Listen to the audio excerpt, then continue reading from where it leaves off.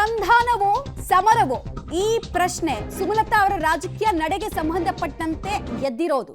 ಮಂಡ್ಯದಲ್ಲಿ ಮತ್ತೊಂದು ಸುತ್ತಿನ ಸಮರಕ್ಕೆ ರಣಕಹಳೆಯನ್ನ ಮುಳುಗಿಸ್ತಾರಾ ಸುಮಲತಾ ಅವರು, ಅಥವಾ ಮೈತ್ರಿ ಧರ್ಮ ಪರಿಪಾಲನೆಯೇ ನನ್ನ ಧರ್ಮ ಅಂತ ಫಾಲೋ ಮಾಡ್ತಾರಾ? ಸಸ್ಪೆನ್ಸ್ ಕ್ರಿಯೇಟ್ ಆಗ್ತಾ ಇದೆ. ಡೀಟೇಲ್ಸ್ ಕೊಡ್ತಾರೆ ಮಸೂದ್. ಈಗ ಕುಮಾರಸ್ವಾಮಿ ಅವರ ಭೇಟಿ ಸರಿ, ಆದ್ರೆ ಇಲ್ಲಿ ಮನವೊಲಿಸೋದು ಯಾವ ರೀತಿ? ಆಶ್ವಾಸನೆ ಕೊಟ್ಟಾಗ, ಅಶ್ಯೂರೆನ್ಸ್ ಕೊಟ್ಟಾಗ ಮಾತ್ರ ಒಂದು ಸಂಧಾನ ಸಭೆ ಯಶಸ್ವಿ ಆಗುತ್ತೆ. ಸೊ ಅಶ್ಯೂರೆನ್ಸ್ ಕೊಡೋದಕ್ಕೆ ಕುಮಾರಸ್ವಾಮಿ ಬಳಿ ಏನಿದೆ? ಅಥವಾ ಬಿಜೆಪಿ ಅವರು ಅಶ್ಯೂರೆನ್ಸ್ ಕೊಡ್ತಾ ಇದ್ದಾರೆ, ನೀವು ಅದನ್ನು ಒಪ್ಕೊಳ್ಳಿ ಅಂತ ಕನ್ವಿನ್ಸ್ ಮಾಡೋ ಪ್ರಯತ್ನನ ಇವತ್ತಿನ ಮೀಟಿಂಗು?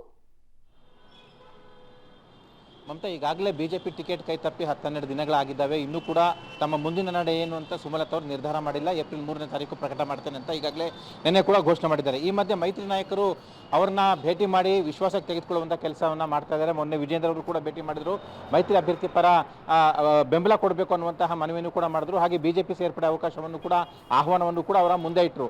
ಆ ಬೆನ್ನಲ್ಲೇ ಇವತ್ತು ಕುಮಾರಸ್ವಾಮಿ ಅವರು 3 ಗಂಟೆಗೆ ಇನ್ನೇನು ಕೆಲವೇ ಕ್ಷಣಗಳಲ್ಲಿ ಅವರ JP ನಗರದ ನಿವಾಸದಲ್ಲಿ ಭೇಟಿ ಮಾಡ್ತಾರೆ.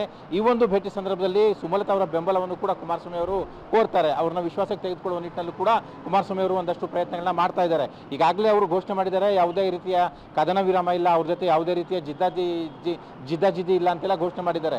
ಅಂದರೆ ಯಾವುದೇ ವೈಷಮ್ಯ ಇಲ್ಲ ಅಂತ. ಕಳೆದ 5 ವರ್ಷಗಳಿಂದ ಅಷ್ಟು ಮಟ್ಟಿಗೆ ಸಂಘರ್ಷ ಆಯಿತು, ಆದರೆ ಈ ಸಂದರ್ಭದಲ್ಲಿ ಯಾವುದೂ ಇಲ್ಲ ಅನ್ನುವಂಥ ಒಂದು ಹೇಳಿಕೆಯನ್ನು ಅವರು ಕೊಟ್ಟು ಅಚ್ಚರಿ ಮೂಡಿಸಿದ್ರು.